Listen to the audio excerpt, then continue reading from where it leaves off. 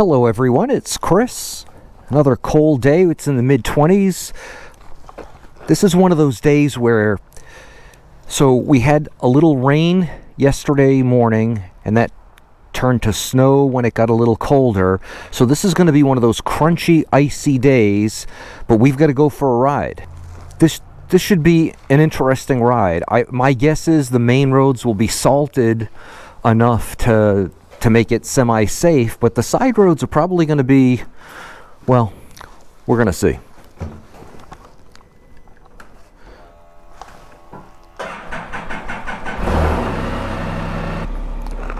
I don't know if you can hear, but this is basically crusted ice. It's not like black ice is like very smooth. Because of that snow that came down afterwards and then it got really cold and froze, it's like crunchy. So I guess we're going to get a little traction on the ice because of that crunchiness. We're moving. That's a good sign. And it does look like the main roads, like this road here, are treated or traveled enough to be fine. It's these side roads that are questionable. But the Spyder handles it. And again, I want to reiterate, I do not advise anybody to ride in these conditions. I'm not saying this is safe, but I'm doing it. So the past few videos, I've talked about my concern about riding year-round without having a car, and Spyder being my sole conveyance. My main concern is corrosion caused by road salt. Now, the last couple of videos that I've scheduled were on that topic. So regarding this rust issue and corrosion issue, I hear different things from different people. And a friend of mine here in the Falls who I trust, he's a mechanical guy, he knows what he's talking about. He tells me, he said, Chris, it's going to take years for rust to take hold. It's not like it happens in a month.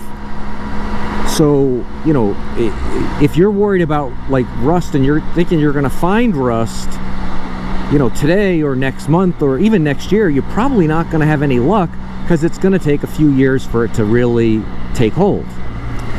And others have commented on some of my videos that, you know, I've been riding the Spyder in winter year-round in climates like yours, and I haven't seen any rust, so I don't know what to think. But recently I realized, wait a minute, I've been saying I can't see underneath the Spyder, and that's what I'm concerned about, and that's the case. I know if I have a rust issue on my brake discs, I'll know it. I can see them. Most of what you can see on the Spyder is plastic, so you know, I'm not worried about this rusting up. It's the components that can rust, that are susceptible to rust, that I can't see, that I'm worried about.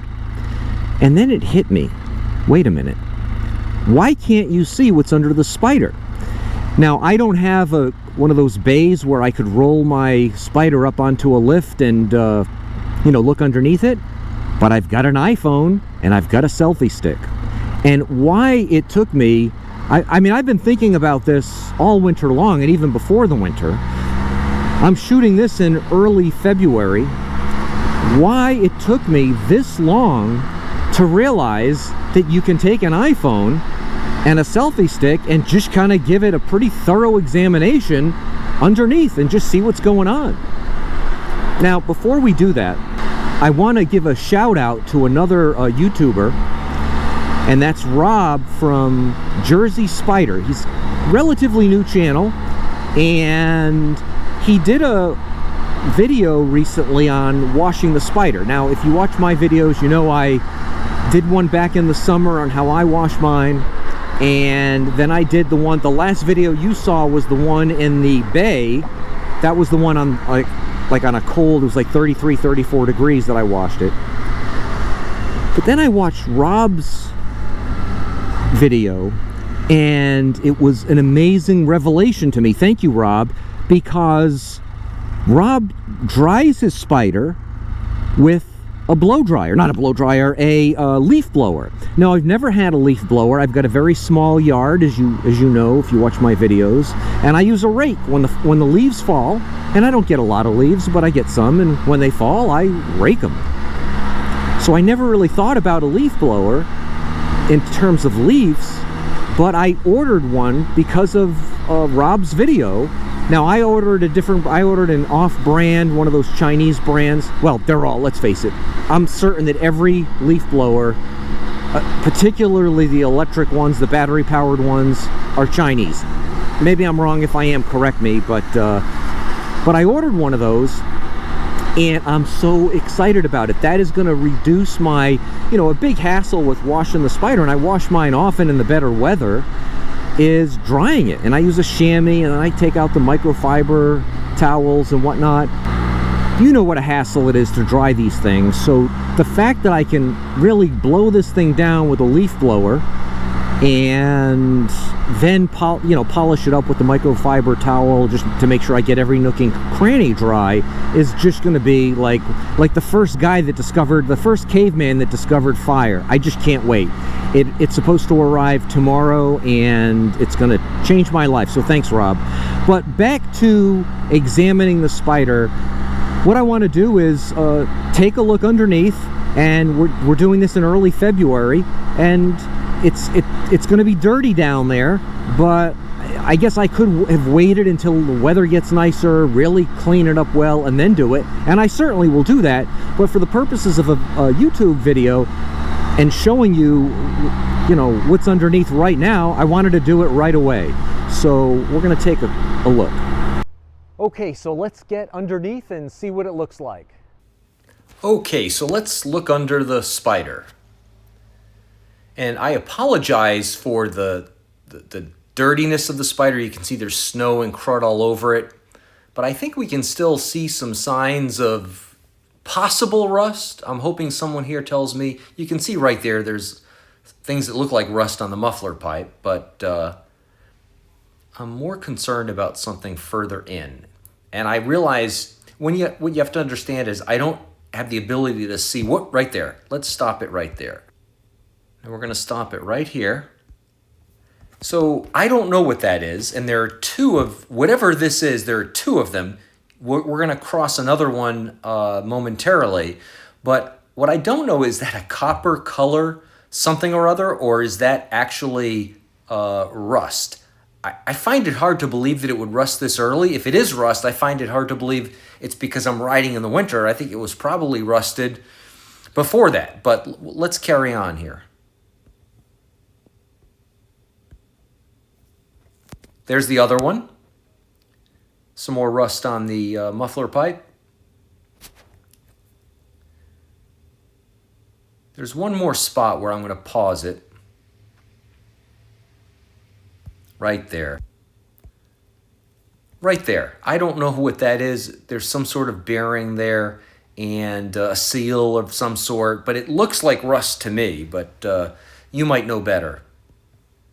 We'll continue on.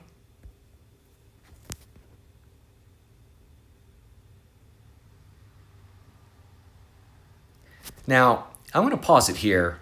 So the idea of trying to spray the undercarriage when I wash it during the winter, or using some sort of brush or something to get underneath the Spyder, it's crevices like this that you can see, that's really not a practical solution. Now, I'm not worried about this rubber black hose rusting, obviously, anyway, but there's no way I can clean any of these bearings or any of these components up here, because that's up high in the Spyder from its, undercarriage, from its, where the ground clearance is.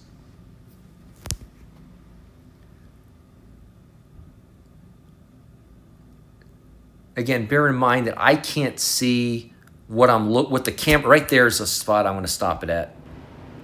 So I don't know if that's rust or what. But there's something there that looks like rust, and I don't even know what that device is. As you know, I'm not mechanically inclined, but I'm sure someone watching this can tell me what it is and tell me if that is, in fact, rust of some sort.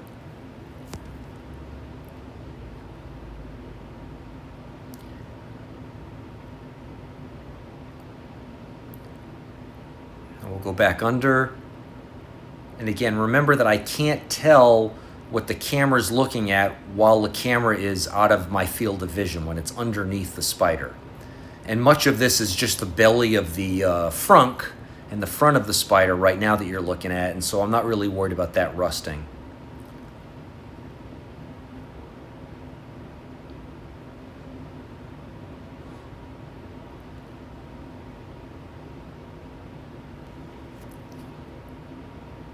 One more sweep underneath.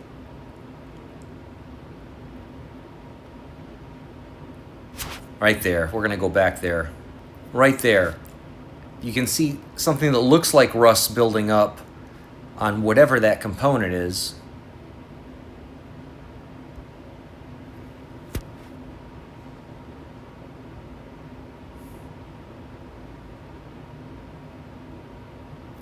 Fortunately, much of what's underneath is either plastic or not something that I need to worry about rusting up.